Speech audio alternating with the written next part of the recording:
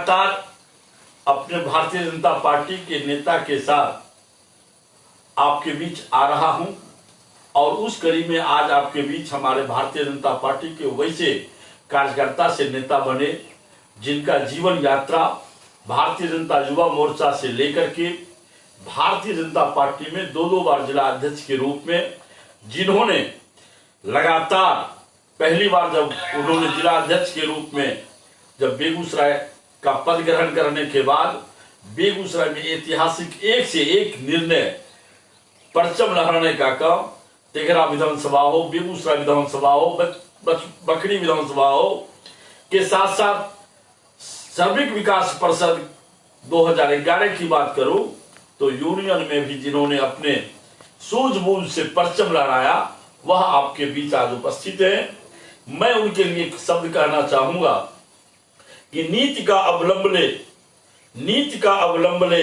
पहचान शत्रु प्रहार को, कृष्ण का आदेश सुन गुजा दे गांधी की हुंकार को,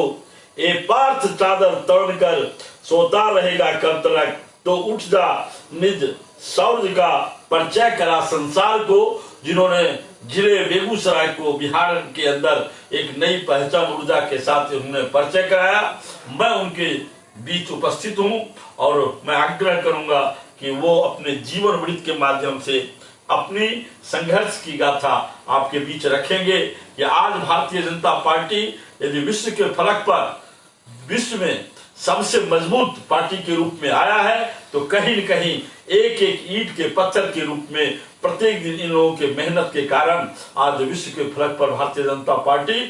के संघर्ष की गाथा है। उन गाथा की कहानी आप सुनेंगे सीधा इनकी जुबानी से। आदरणीय संजय जी। धन्यवाद हीरा जी। और इस फेसबुक लाइव के माध्यम से आप सभी जो सब इस लाइव को देख रहे हैं सबको सादर नमस्कार। हीरा जी का यह नया प्रयास इस लॉकडाउन की अवधि में इन्होंने बड़ा ही अच्छा एक प्रयास किया है। इसके लिए हम हीरा जी को धन्यवाद देते हैं। और जैसा कि इन्होंने कहा कि जीवन यात्रा अपनी बतलाने का, सर्वप्रथम इनके कहे अनुसार हम अपने प्रारंभिक खास करके भारतीय जनता पार्टी की यात्रा जैसे हम प्रारंभ किए, हम उस ओर आप सबों का ध्यान आकृष्ट करना चाहेंगे कि 7 दिसंबर 1995 को हम भारतीय जनता पार्टी में विधिवत उस समय के तत्कालीन जिलाध्यक्ष रहे श्रीमान राम लखन जी के उपस्थिति में अपने ही घर पर एक सादा समारोह में प्रेस के बंधु के उपस्थिति में हम भारतीय जनता पार्टी की सदस्यता ग्रहण की है। तत्काल कुछ दिनों के बाद ही हम भारतीय जनता युवा मोर्चा के जिला के अध्यक्ष बनाए गए। तत्पश्चात पुनः जब दूसरा कालखंड आया और उस कालखंड के अध्यक्ष भारतीय जनता पार्टी के नए अध्यक्ष के रूप में अपने आदरणीय महेश्वर बाबा सामने आए, उस कालखंड में भी हम भारतीय जनता युवा मोर्चा के जिला अध्यक्ष के रूप में हम काम करने का हमें अवसर मिला था। हमको इस बात का निश्चित तौर पर गर्व है कि हम अपने 95 से 2000 लगभग 5 वर्ष के युवा मोर्चा के कालखंड में अनवरत युवा मोर्चा लगातार जिले की विभिन्न समस्याओं के आलोक में धरना प्रदर्शन, और हमें वह दिन भी ध्यान में आ रहा है जब 4 फरवरी 1999 जो जिला समाहरणालय पर,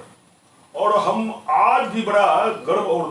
के साथ कह सकते हैं कि 4 फरवरी 1999 का हुआ युवा आक्रोश रैली हमको न उसके पहले कभी देखने को मिला न उसके बाद कभी देखने को मिला कि संपूर्ण जिला समाहरणालय, उधर एसपी ऑफिस डॉक्टर रामेश्वर बाबू का, और चारों तरफ युवाओं की भीड़, और उस कार्यक्रम के मुख्य वक्ता के रूप में उपस्थित हुए थे उस समय के पूर्व पटना से निर्वाचित, बड़ा ही उस समय उनका जो निर्वाचन हुआ था तो बड़ा ही एक रोमांच भारतीय जनता पार्टी के कार्यकर्ता में हुआ था। श्रीमान डॉक्टर सीपी ठाकुर और उस समय युवा मोर्चा के पार्टी के राष्ट्रीय मंत्री थे सैयद शाहनवाज हुसैन जी, उस कार्यक्रम के मुख्य वक्ता थे। वो कार्यक्रम हम बेगूसराय माल गोदाम से हाथी घोड़ा के साथ और हजारों नौजवान माथे पर पट्टी युवा शक्ति राष्ट्र शक्ति का लगाए हुए पूरे बेगूसराय शहर भ्रमण करते हुए जिला समाहरणालय पर आए थे। वो ऐतिहासिक रैली फिर आज तक हमको देखने का मौका नहीं मिला। कई एक धरना प्रदर्शन उस युवा मोर्चा के कालखंड में करने का अवसर हमको मिला था। बाद के दिनों में जब महेश्वर बाबा पार्टी के अध्यक्ष से पुनः जब राम लखन जी 2000-2003 में पार्टी के फिर से जिला अध्यक्ष वह बनाए गए 95, तो उस कालखंड में हम प्रदेश की जिम्मेदारी में प्रदेश किसान युवा मोर्चा के हम क्षेत्रीय प्रभारी हुआ करते थे। और क्षेत्रीय प्रभारी बेगूसराय और समस्तीपुर हमारे अंदर मंगल पांडे युवा मोर्चा के प्रदेश के अध्यक्ष हुआ करते थे। और क्षेत्रीय प्रभारी के रूप में भी हमने एक जो होना चाहिए भूमिका, हम उस भूमिका से अपने को संतुष्ट मानते हैं। बाद के दिनों में हम पार्टी के फिर जिला के मंत्री बनाए गए और उस जिला मंत्री के साथ साथ प्रवक्ता का दायित्व भी हम निर्वाह कर रहे थे। आज प्रवक्ता का जब सूची देखते हैं तो जिला स्तर पर भी 5 प्रवक्ता, 5 मीडिया प्रभारी, उस समय मीडिया प्रभारी प्रवक्ता सब मिला के एक ही हुआ करते थे। और उस जिम्मेवारी का भी निर्वहन हमने उस कालखंड में किया था। फिर 2009 से लेके 2009 में हम पार्टी के जिला अध्यक्ष बनाए गए। जिस समय हम पार्टी के जिला अध्यक्ष बनाए गए, शायद हम कह सकते हैं इस बात का कि शायद बेगूसराय जिला भाजपा के सबसे कम उम्र के जिला अध्यक्ष बनने का हमें वह गौरव हासिल हुआ था। और वह 9 से 12 का जो कालखंड रहा, निश्चित तौर पर उपलब्धियों से भरपूर वह जिला अध्यक्षीय कालखंड रहा। अभी चर्चा आप कर रहे थे 2011 की वह घटना, 11/11/11 वह ऐतिहासिक दिन, खास करके बेगूसराय के इतिहास में, क्योंकि जब से रिफाइनरी की स्थापना हुई और उस रिफाइनरी के स्थापना के उपरांत लगातार उसके जो यूनियन मजदूर यूनियन का जो होता था, वो मजदूर यूनियन के चुनाव लगातार एक दल विशेष खासकर कम्युनिस्ट पार्टी से जुड़े हुए यूनियन का ही वहां पर कब्जा हुआ करता था और बड़ा शक्तिशाली वह यूनियन माना जाता था। बीटीएमयू का संगठन बड़ा ही शक्तिशाली माना जाता था। जैसे बेगूसराय में कोई एमएलए एमपी का चुनाव जिस रूप से माना जाता था, हम समझते हैं ठीक उसी रूप में, और किसी एमएलए एमपी से कम पावर भी नहीं होता था उस यूनियन का। आप ध्यान करेंगे उस यूनियन के माध्यम से, उस यूनियन के प्रभाव में आकर कम्युनिस्ट पार्टी के द्वारा जिले के विभिन्न क्षेत्रों में विकास के फंड का उपयोग अपने हिसाब से करने का काम किया जाता था। तो साथ ही कम्युनिस्ट पार्टी के बारे में कहा जाता था उसका नाभि कमल रिफाइनरी मान्यता प्राप्त यूनियन है। वहां से आर्थिक रूप से मदद कम्युनिस्ट पार्टी को सिर्फ बेगूसराय जिला कार्यालय भवन को चलाने के लिए नहीं, राज्य के कार्यालय भवन को भी, राज्य कार्यालय को भी संचालित करने का काम इस रिफाइनरी मान्यता प्राप्त यूनियन के सहयोग से किया जाता था। हम राष्ट्रवादी तमाम साथियों ने भारतीय मजदूर संघ से संबद्ध श्रमिक विकास परिषद श्री प्रवेंद्र जी के अगुवाई में बड़ा ही लंबा जद्दोजहद के बाद और भारतीय जनता पार्टी के कार्यकर्ता जैसे लोकसभा और विधानसभा चुनाव की तर्ज पर चुनाव लड़ते हैं, ठीक उसी तर्ज पर हम उस चुनाव को लड़ने का काम किए थे। एक एक मतदाता से एक एक हमारे कार्यकर्ता मिलना और लगातार मिलना, उनको वोट में कोई परेशानी नहीं हो। और रिफाइनरी के अंदर एक भय का वातावरण था, रात रात भर जग कर कोई मतदाता में भय का वातावरण न रहे, कोई भय के कारण मत डालने से वंचित न रह जाए, हम लोगों ने वो माहौल पैदा किया। और 11/11/11 को वो ऐतिहासिक दिन जब श्रमिक विकास परिषद के रूप में राष्ट्रवादी मजदूर संगठन का वहां पर उदय हुआ। उसी सत्र में 2010 में विधानसभा का चुनाव होता है। 2010 के विधानसभा चुनाव में बेगूसराय में गठबंधन के तहत 4 सीट भारतीय जनता पार्टी को चुनाव लड़ने के लिए बेगूसराय,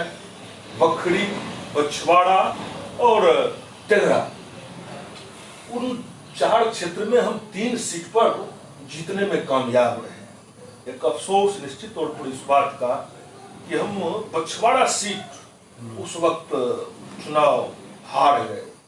और जब हम चुनाव के बाद हम जब ध्यान करेंगे तो जो हमारे बागी प्रत्याशी थे और जो हमारे पार्टी के अधिकृत प्रत्याशी थे, जब हम दोनों का मत मिला देते थे तो हम वहां भी चुनाव जीत। काश वह आपसी करवाहट, आपस में वो विवाद नहीं हुआ था तो शायद हम वो भी सीट और जिले में राजग 7 के 7 सीट जीतने में कामयाब होता। लेकिन कहीं कहीं आपसी कलह का नुकसान हमें उठाना पड़ा। 2010 के विधानसभा चुनाव में एक ऐसा भी अवसर आया जब प्रदेश के हमारे नेता, जो सबसे बड़े नेता माने जाते थे, उनके द्वारा हमें भी तेघड़ा से चुनाव लड़ने का ऑफर दिया गया। लेकिन कहीं कहीं राजनीति में हम नए अध्यक्ष, कम उम्र था और जिला अध्यक्ष के रूप में मेरा पहला अनुभव था। जब हम नेता के द्वारा हमको यह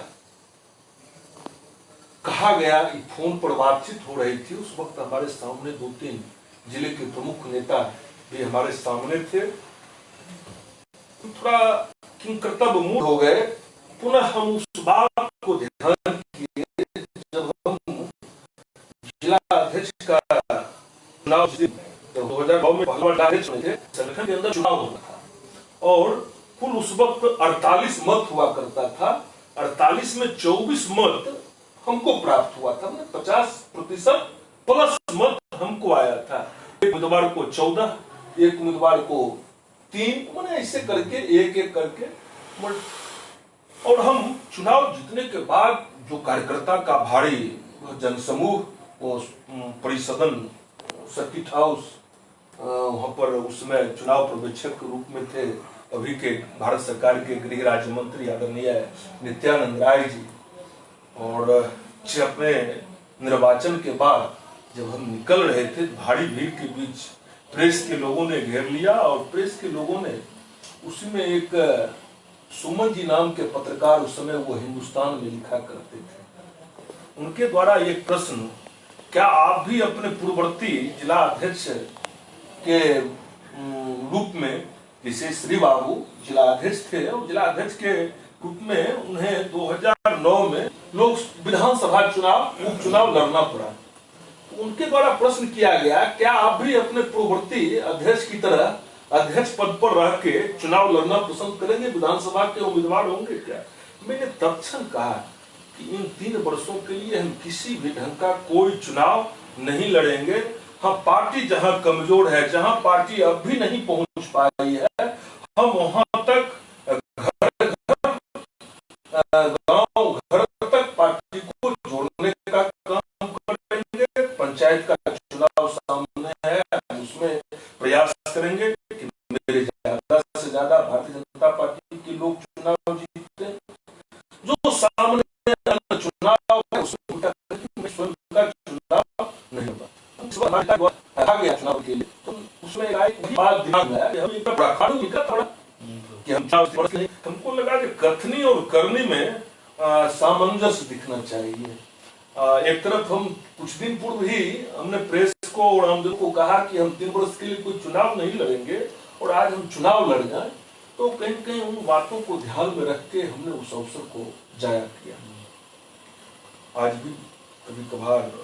उस बात को ध्यान में जब करते हैं तो थोड़ा कहीं कहीं अफसोस, क्योंकि राजनीति में जो लोग है उसका अंतोगत्वा कहीं कहीं एक होता है कि हमको भी अवसर मिले, एमएलए बने, एमपी बने, लेकिन उस अवसर को हमने कहीं कहीं मिस किया। बावजूद इस बात का भी हमें गर्व है कि हम जिस जगह पर पहुंचे, इस जगह पर पहुंचने के लिए भी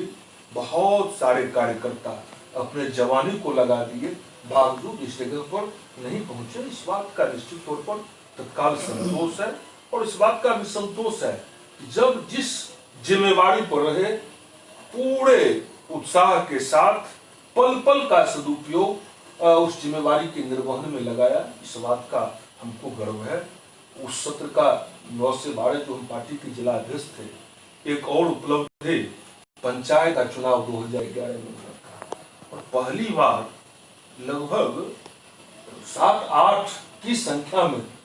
हमारे पार्टी के कार्यकर्ता जिला परिषद के सदस्य के रूप में निर्वाचित हुए, और पहली बार घोषित रूप से यह कहते हुए कि हम भाजपा के उम्मीदवार हैं, जिला परिषद के अध्यक्ष पद पर भी काबिज भाजपा समर्थित प्रत्याशी के रूप में श्रीमती इंदिरा देवी उस समय जिला परिषद की अध्यक्ष निर्वाचित हुई। उसी सत्र में बेगूसराय नगर निगम एक नया नगर निगम के रूप में इसका गठन किया गया, पुनः चुनाव हुआ, और उस चुनाव में भी भारतीय जनता पार्टी के हाफ दर्जन से ज्यादा नौजवान नगर पार्षद का चुनाव जीते थे, और हमने पहला नगर निगम का महापौर के रूप में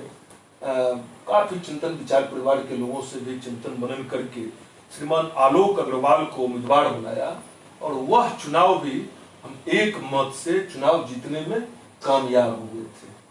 उसी सत्र में 2012 में बिहार प्रदेश कार्य समिति की बैठक अपने युवराज, जो जिले का खास करके उत्तर बिहार का बड़ा ही प्रसिद्ध होटल के रूप में जाना जाता है, उस सभागार में हमने भारतीय जनता पार्टी बिहार प्रदेश कार्य समिति का बैठक भी करने का काम किया था। बड़ा ही व्यवस्थित, आकर्षक, प्रभावी वह बैठक साबित हुआ था। अपना जिला भाजपा का कार्यालय नहीं था, हम जब जिला भाजपा के अध्यक्ष निर्वाचित घोषित किए गए, स्वाभाविक रूप से कार्यकर्ताओं में एक उत्साह था, नया उम्र, नए लोगों में एक वातावरण अच्छा था, लोग बधाई देने के लिए, मिलने के लिए व्याकुल थे, हम उनसे मिलने के लिए। और जब हम अध्यक्ष बनने के कल होकर उस समय जो कार्यालय चल रहा था, हम जब कार्यालय पहुंचे तो देखे कि कार्यालय में ताला लटका हुआ है, बड़ा मायूसी हुई। हम वापस घर न आके, हम उससे पूर्व जब पार्टी के हम जिला मंत्री और प्रवक्ता हुआ करते थे, उस समय के तत्कालीन जिला अध्यक्ष श्रीमान शंकर जी के द्वारा जिला कार्यालय निर्माण के काम को बढ़ाने के लिए हमको विशेष तौर पर जिम्मेवारी दी गई थी, और हमने कुर्सी लेवल तक और वहां पर एक झोपड़ी का निर्माण करके उसमें 10 कुर्सी, एक जो व्यवस्थित कार्यालय का स्वरूप होना चाहिए, उस कार्यालय का स्वरूप हमने दिया था। तो हमको ध्यान में आया कि जब ये कार्यालय बंद हो गया तो हम घर वापस आ गए, उससे अच्छा हमने निर्माणाधीन जो अपना जिला भाजपा का कार्यालय था, हम उसके इर्द गिर्द थोड़ा घूम टहल के अंतोगत्वा एक जगह निर्धारित किए। हम निश्चित तौर पर आज के दिन हम याद करना चाहेंगे, उसमें श्रीमान अशोक चौधरी जी, उनका घर हम तब तक के लिए कि जब तक हम अपना भवन बना नहीं लेंगे, तब तक हम इसी घर पर जिला भाजपा का काम कार्यालय के रूप में करेंगे। और उस कार्यालय लगभग 4-5 महीना के लगभग हमको लगता है कि उनके घर पर ही भाजपा का कार्यालय का काम वहीं से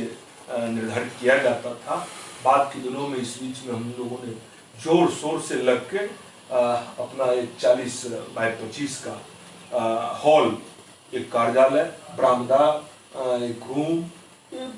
अपना कार्यालय जब बन गया तब उस दिन से हम अपने कार्यालय से पार्टी के कार्य को संचालित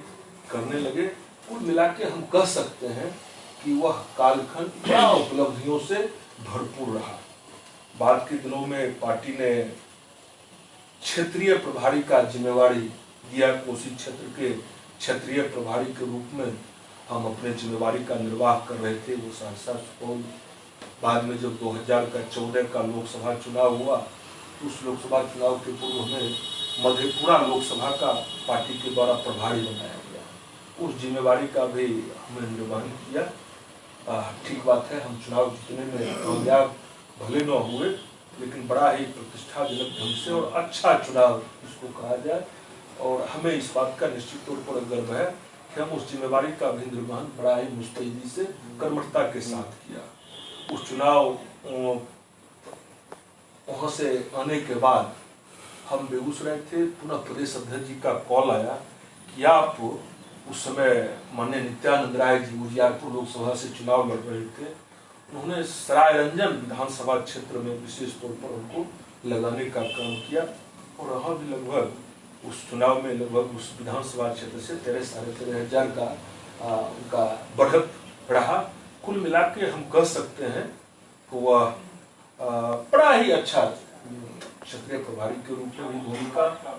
फिर बाद के दिनों में 2015 का विधानसभा का चुनाव, और विधानसभा का चुनाव चूंकि हम पूर्व जिला अध्यक्ष थे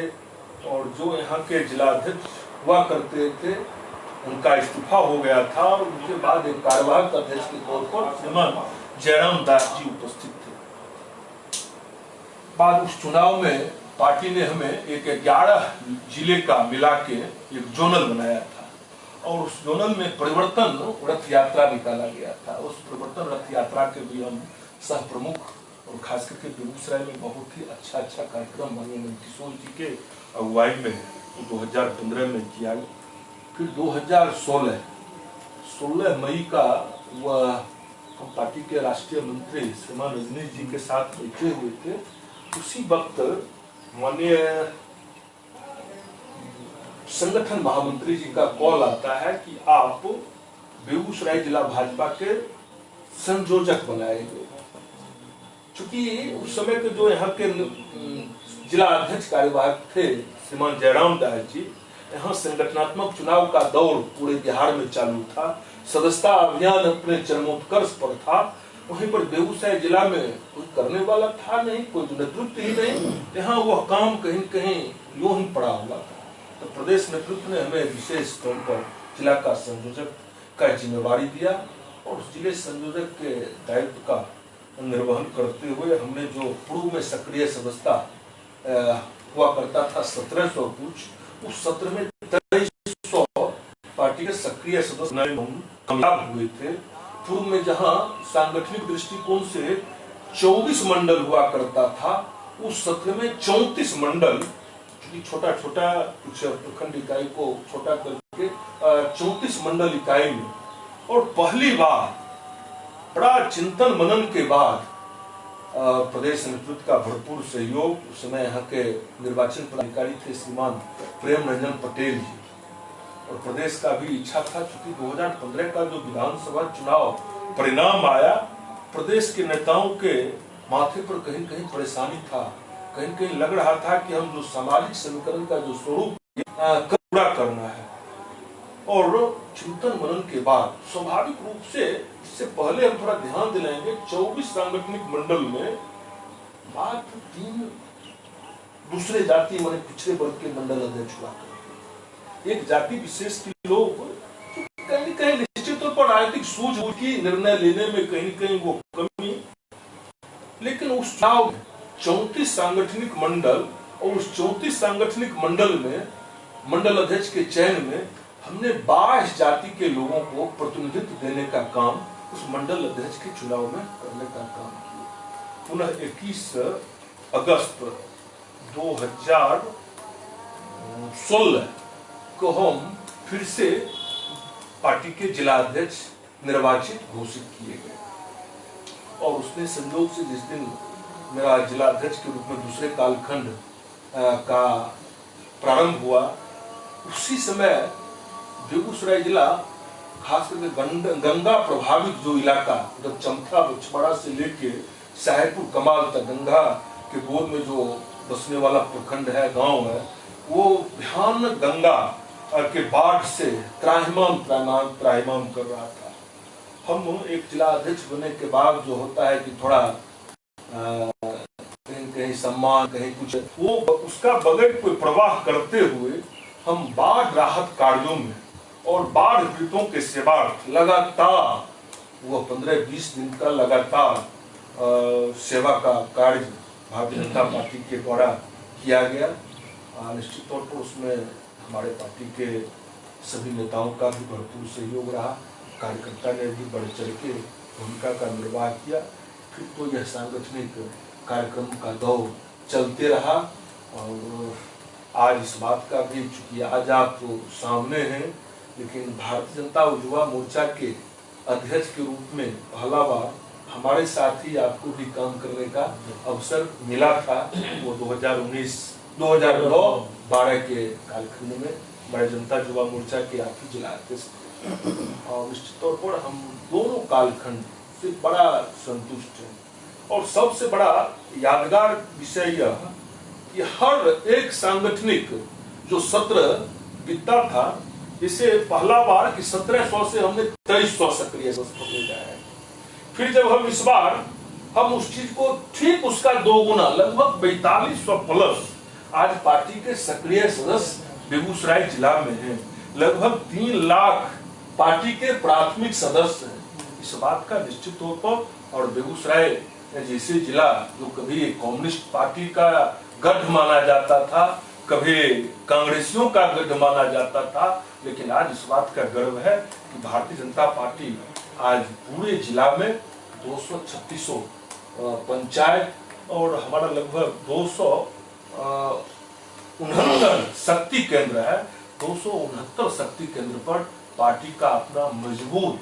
इकाई है और लगभग शायद ही ऐसा कोई बूथ हो, मुझको लगता है 1944 बूथ में शायद 20-25 ऐसा बूथ होगा जहां पर हमारा बूथ इकाई का निर्माण नहीं हो पाया होगा। कमोबेश आज सभी जगह हमारा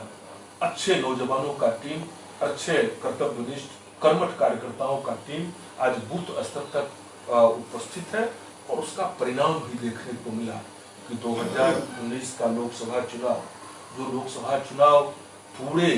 बेगूसराय ही पूरे बिहार ही नहीं, हिंदुस्तान और हिंदुस्तान के बाहर भी वह चर्चा का विषय था, बेगूसराय लोकसभा का चुनाव। और मीडिया में तो यह लगता था कि भाजपा का यह सीट गया, लेकिन इस बात का गर्व बिहार के 40 लोकसभा क्षेत्र में सर्वाधिक मत लाने में बेगूसराय के कार्यकर्ताओं के सहयोग से भारतीय जनता पार्टी के उम्मीदवार आदरणीय गिरिराज जी कामयाब हुए और रिकॉर्ड मतों से 4.25 लाख मतों से वैसे उम्मीदवार को हराने का काम किए जो उम्मीदवार एक तरह से कम्युनिस्ट पार्टी का पोस्टर बॉय, कम्युनिस्ट पार्टी का थिंक टैंक और देश विरोधी नारे लगाने का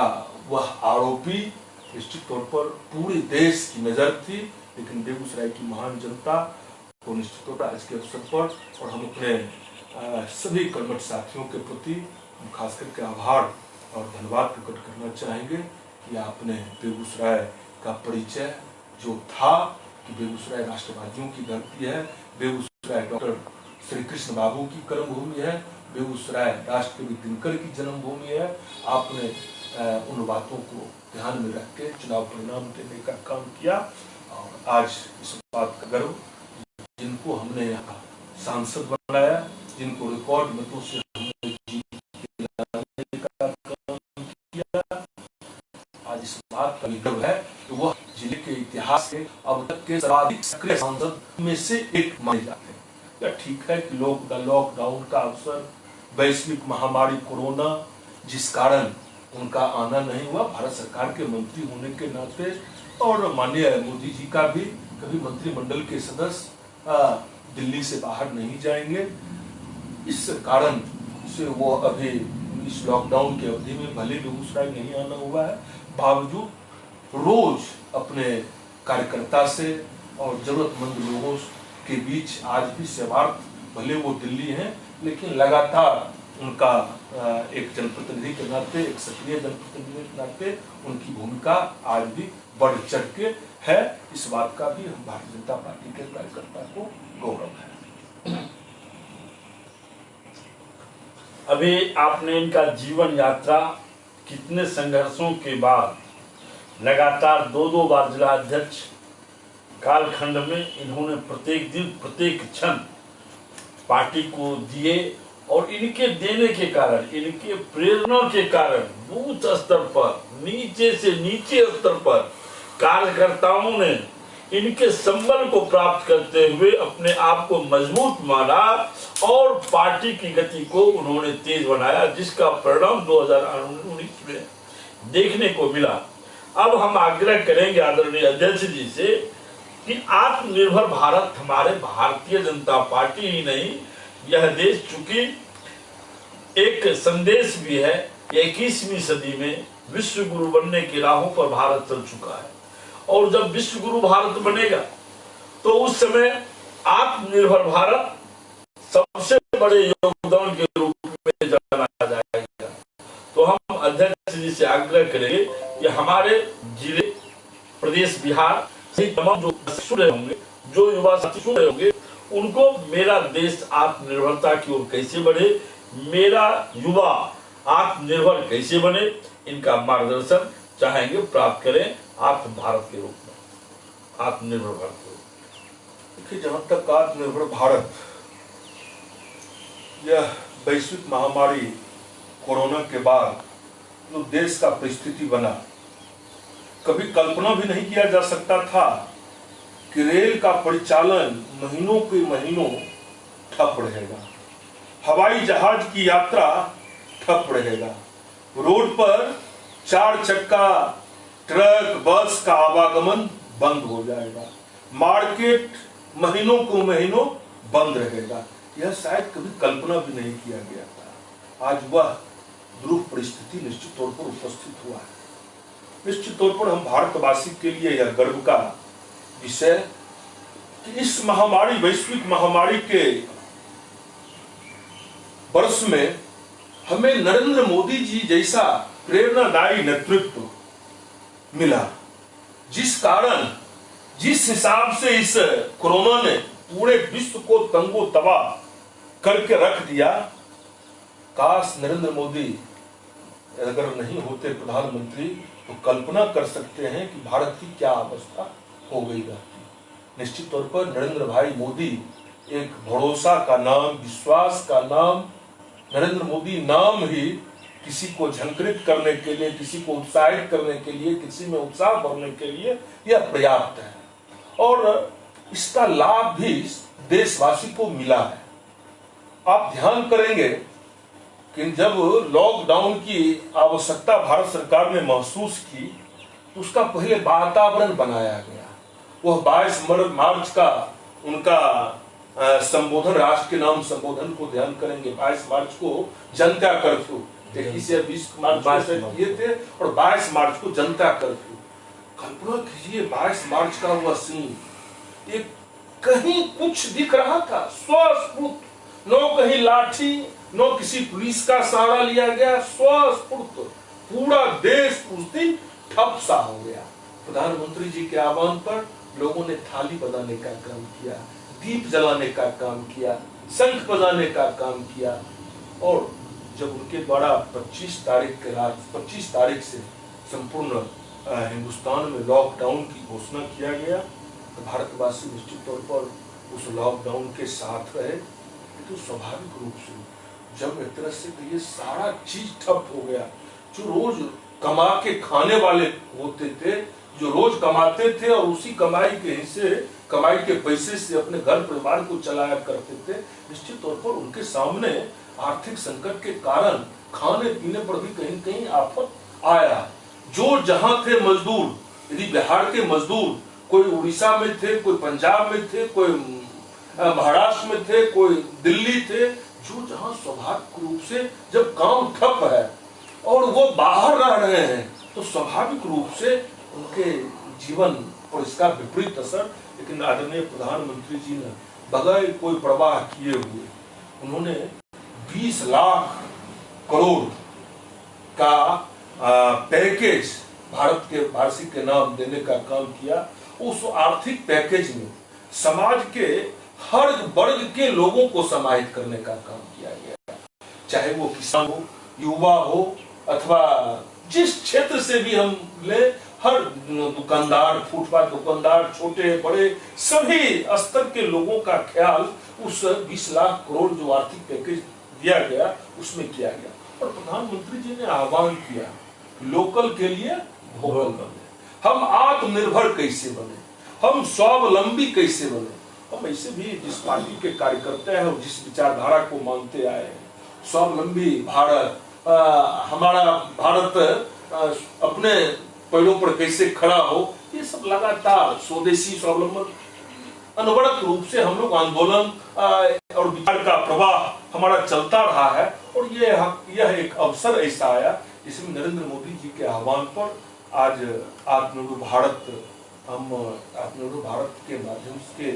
खास करके नौजवानों को हम निश्चित तौर पर आज के इस कार्यक्रम के माध्यम से हम अपील आग्रह करना चाहेंगे कि आप, यह सोशल मीडिया का जमाना है, यह नेट का जमाना है, हमको इस काम को करने के लिए हमको बैंक से आसान दर पर ऋण प्राप्त हो सकता है। ये सारा चीज नेट पर उपलब्ध है। हम कैसे आत्मनिर्भर बन सकते हैं, थोड़ा उस पर बारीकी से ध्यान देके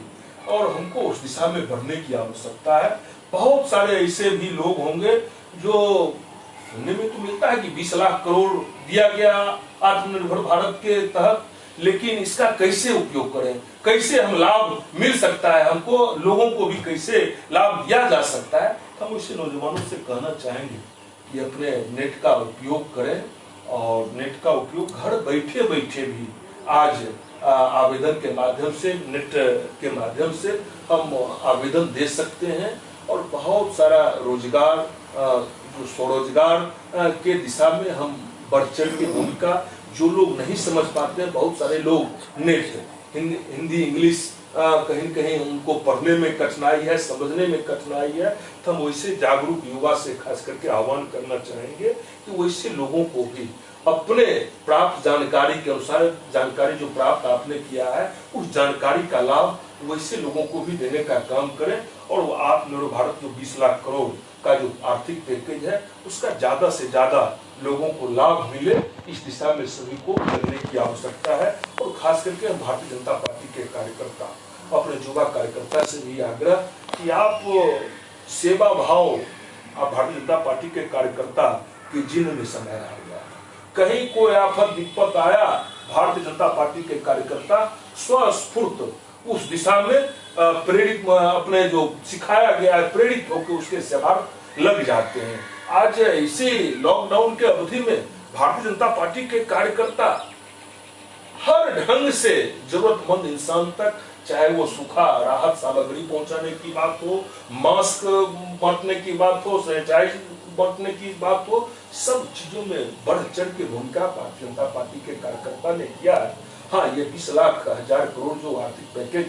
दिया गया है उसमें ज्यादा से ज्यादा लोगों को इसका लाभ मिले, इस दिशा में हम खास करके भारतीय जनता पार्टी के कार्यकर्ता से थोड़ा आप भी अध्ययन करके, और अध्ययन से जो आप ज्ञानवर्धन आपका होगा, उस ज्ञान का लाभ हम जरूरतमंद लोग, जरूरतमंद युवा को भी देने में अपनी सहभागी की भूमिका में रहे, हम ऐसा आग्रह निवेदन करना चाहें। लगातार विकास की ओर गाथाओं के साथ हम प्रत्येक दिन चिंतन करते हैं कि हम बढ़े, समाज बढ़े और देश बढ़े। जब देश बढ़ेगा, देश मजबूत होगा, हम स्वयं मजबूत होंगे। उस राहों पर हमने पूर्व में भी कहा था कि भारतीय जनता पार्टी व्यवस्था की राजनीति करती है, सत्ता की राजनीति नहीं करती है। सत्ता मेरा मार्ग नहीं है। सामाजिक व्यवस्था के माध्यम से हमने समाज बदलाव का संकल्प लिया है और उस संकल्प को पूरा तब करते हैं जब हमारे संजय जी जैसे अध्यक्ष बनते हैं, नए युवाओं को संदेश देते हैं, और जो युवा इन बातों को सुन रहे होंगे निश्चित रूप से इसको आत्मसात करें कि बेगूसराय बेहतर विकास के साथ आगे बढ़ना है तो संकल्प लेना पड़ेगा। अब आखिरी सवाल रहेगा अध्यक्ष जी से मेरा कि आज सारी बातें पार्टी ने विकास किया, नेतृत्व सफलता की ओर आगे बढ़ा। अब बहुत सारे हमारे ऐसे भी युवा सुन रहे होंगे तो पार्टी के हमारे फॉलोवर होंगे, वोटर होंगे, कार्यकर्ता होंगे, लेकिन सक्रिय रूप से नहीं होंगे। आप वैसे लोगों के लिए जो हमारे बेगूसराय के नौनिहाल युवा हैं, जो आपके अथक मेहनत और प्रयास के माध्यम से आपने जो दल की मर्यादा तो को यहाँ तक आपने बढ़ाया, उनके लिए एक आप बेहतर संदेश दें, ताकि आपके संदेश के माध्यम से वो भी ऊर्जावान हो और कहीं न कहीं इस देश को रचने करने में उनकी भूमिका है प्रत्यक्ष और अप्रत्यक्ष रूप से। तो आपका मार्गदर्शन के साथ, चूंकि आने वाले समयों में एक वैश्विक महामारी से हम जूझ रहे हैं और जूझने के बाद चूंकि हम संगठन का काम कर सकते हैं, वो आगामी जो चुनाव का होगा स्थिति वो चुनाव वाले जानते होंगे, लेकिन समाज के अंदर एक बेहतर संदेश, क्योंकि इनसे लड़ना है, जूझना है, पहले कोरोना भगाना है, समाज को सुरक्षित करना है। जब हम ऊर्जावान होंगे तभी हम समाज को सुरक्षित कर पाएंगे। तो हम आदरणीय अजय जी से कहेंगे उन युवाओं के लिए आप अपना संदेश दें। अभी जैसे कोरोना की चर्चा और कोरोना संकट से हम भारतवासी घिरे हुए हैं, हम खास करके अपने समस्त जो आज इस फेसबुक लाइव के माध्यम से जुड़े हुए हैं, उनके माध्यम से समस्त बेगूसराय वासी, बिहार वासी, संपूर्ण देश से भी आग्रह, यह कोरोना संकट, इससे हमको लड़ना है, कोरोना संकट से डरना नहीं है। कोरोना ऐसा कुछ नहीं है, यदि हम बचाव जो कुछ बतलाया जा रहा है हमारे प्रधानमंत्री जी के द्वारा, हमारे स्वास्थ्य विभाग के लोगों के द्वारा, हमारे अधिकारी पदाधिकारी के द्वारा जो बताया जा रहा है, यदि हम उसका पालन करते हैं तो कोरोना हमको छू भी नहीं सकेगा। हम 2 गज का दूरी, मास्क का प्रयोग, हाथ को बारंबार साबुन से धोना, आवश्यकता पड़ने पर सैनिटाइजर का उपयोग करना, यदि हम इतना पालन करें तो कोई कारण नहीं कि हमको कोरोना छू भी सके। बावजूद यह वैश्विक महामारी है और लाख प्रयास के बावजूद, लाख लॉकडाउन रहने के बावजूद आज भी खास करके बिहार में जिस गति से आज कोरोना मरीजों की संख्या बढ़ते जा रही है, निश्चित तौर पर चिंताजनक है। हम अपना बचाव करते हुए, हम अपना रक्षा करते हुए, हम कैसे आमजनों को जागृत कर सकते हैं, आमजनों को हम कैसे कोरोना से बचाव के लिए सतर्क कर सकते हैं, इसके लिए हम युवाओं को खास करके बढ़ चढ़ के भूमिका करने की आवश्यकता है। और कोरोना, चूंकि आज हम जब देखते हैं विश्व स्तर पर नजर दौड़ाते हैं, तो हमको निश्चित तौर पर इस बात का गर्व कि भारत जैसा विशाल जनसंख्या वाला देश, बावजूद आज जैसे अन्य देश तंगु तबाह हुआ, उस हिसाब से भारत आज भी बहुत ही सुरक्षित, मृत्यु दर आज भी यहाँ पर बहुत ही कम। तो थोड़ा जो प्रधानमंत्री जी बार बार कहते हैं कि काढ़ा का सेवन कीजिए, थोड़ा गर्म पानी का सेवन कीजिए, गर्म पानी और नींबू के साथ का सेवन कीजिए, इस दिशा में हम लोग निश्चित तौर पर हम अपने घर परिवार, हम जब जहां जो मिले, जिनसे भी कभी मोबाइल पर बातचीत हो, तो इन जो कोरोना से बचाव का जो कुछ हथियार है उनको भी अपने माध्यम से हम टिप्स देने का काम करें। और साथियों, जैसा कि उन्होंने कहा कि युवाओं को संदेश, पार्टी के कार्यकर्ता, निश्चित तौर पर सांगठनिक जब चुनाव होता है तो सांगठनिक चुनाव के बाद कोई एक व्यक्ति ही उन्हीं के जिम्मे सब दिन कोई संगठन नहीं रहता है, नेतृत्व बदलते रहता है। स्वाभाविक रूप से नेतृत्व जब बदलता है उनका टीम भी बदलता है। स्वाभाविक रूप से जिनकी भूमिका कल तक बढ़ चढ़ के हुआ करती थी, आज किसी न किसी कारणवश उनको इस जो बढ़ते कदम भारतीय जनता पार्टी जो वर्किंग टीम है उसमें आज उनको जगह नहीं मिला, तो मन के अंदर एक खिन्नता, गुस्सा आता है। बावजूद इस बात के लिए भी हमको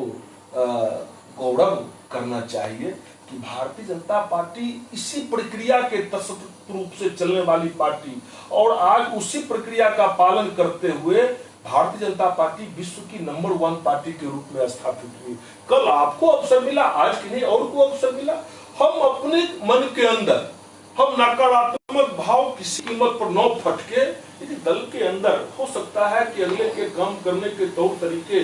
से हम सहमत न हो, तो थोड़ा दिन के लिए हम बंद हो जाएंगे, मुंह बंद कर लेंगे, एक बगल हो जाएंगे। हम जहां हैं हम अपने घर परिवार, हम अपने मोहल्ला, हम अपने बूथ की चिंता करेंगे। हम पूरा जिला की चिंता छोड़ दें, हम अपने बूथ की चिंता करें। नो कि हम आपस में एक दूसरे को देख लेंगे और एक दूसरे को के कमियों को सोशल मीडिया के माध्यम से हम बतलाने का काम करेंगे और सोशल मीडिया पर लाके दल की भद पिटवाने की काम करेंगे। हम आग्रह करना चाहेंगे ऐसे खास करके नौजवानों से कि थोड़ा इस भूमिका को बदलिए और सकारात्मक, हम एक जिम्मेवार पार्टी के जिम्मेवार कार्यकर्ता हैं, हम उस भूमिका में आगे हम खास करके इस माध्यम से हम अपने पार्टी के भी पुराने नेता से भी आग्रह करना चाहेंगे जिनका परिचय पहचान पार्टी के विस्तार में रहा है, पार्टी को स्थापित करने में रहा है,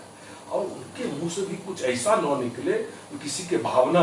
को ठेस पहुंचे और किसी को यह कहीं से भी न लगे कि हमको इस सोशल मीडिया का उपयोग, खास करके भारतीय जनता पार्टी यह अधिकृत प्लेटफॉर्म है आईटी सेल सोशल मीडिया का, और इसका उपयोग हमारे खिलाफ किया जा रहा है, दल को कमजोर करने के लिए किया जा रहा है। तो समय की नजाकत, समय को पहचानना चाहिए, कब किस मंच पर किस प्लेटफॉर्म पर क्या बोलना, बड़े नेता बड़े लीडर का थोड़ा और जिम्मेवारी बढ़ जाती है उनको चिंतन के साथ। और अच्छा से अच्छा कैसे हमको कोई अवसर मिला है कुछ कहने का, तो मेरा हम जो कुछ बोले उसका एक सकारात्मक असर कैसे कार्यकर्ता हो, कैसे झंकृत उत्साहित हो, हमारा प्रयास इस दिशा में होना चाहिए। न कि हमारे द्वारा यह सीख कि हम अपने पूर्वज को ही गाली देना प्रारंभ करते हैं। हम कहने का मतलब हम इशारे में हम अपने वैसे नेता से भी आग्रह कि थोड़ा चुनाव का समय है, 2020 विधानसभा का चुनाव, एक तो कोरोना का महासंकट, लेकिन 2 महीना 3 महीने चुकी संवैधानिक यह प्रक्रिया है, चुनाव तो होगा, और चुनाव जब होगा तो वातावरण सही रहेगा, तभी हम भारतीय जनता पार्टी और गठबंधन को मजबूती पूर्वक जिताने में कामयाब होंगे। हम उनसे भी आग्रह कि थोड़ा जिम्मेवार नेता के तौर पर अपने को स्थापित करें, इतना ही। तो आप सुन रहे थे, और लगातार मैं एक इस प्रयास से कि आज यह वैश्विक महामारी ने हमें स्टे होम करने का इजाजत दिया है, घरों में रहने का इजाजत दिया है, लेकिन कार्यकर्ता मन रुकता नहीं है, यह हर समय संघर्ष के लिए आतुर रहता है। संघर्ष की गाथा के साथ हम आपके बीच अभी उपस्थित होते रहे हैं। इस कड़ी में पुनः मैं कल भी उपस्थित होऊंगा, और हमने एक छोटा सा प्रयास किया है, क्योंकि आज यदि कोरोना वैश्विक महामारी नहीं होती तो हम आपके बीच किसी न किसी रूप में उपस्थित होते, लेकिन हम स्टे होम का पालन करते हुए हम अपने नेता को, उनके जीवन के संघर्ष को, उनके कार्यकाल को आपके बीच लाने का इसलिए प्रयास किया है क्योंकि आगे भी किसी संवैधानिक के कारण हमको आगे की भी लड़ाई यदि लड़नी हो तो हम अपने मन मिजाज से इतने मजबूत रहें, अपने कर्तव्य के प्रति इतना निष्ठावान और वफादार रहें कि हम हर जंग को जीतेंगे और इस कोरोना को हराएंगे, बेगूसराय जीतेगा। इन्हीं बातों के साथ पुनः मैं कल मिलूंगा। मैं आशुतोष कुमार, भारतीय जनता पार्टी जिला महामंत्री बेगूसराय। धन्यवाद।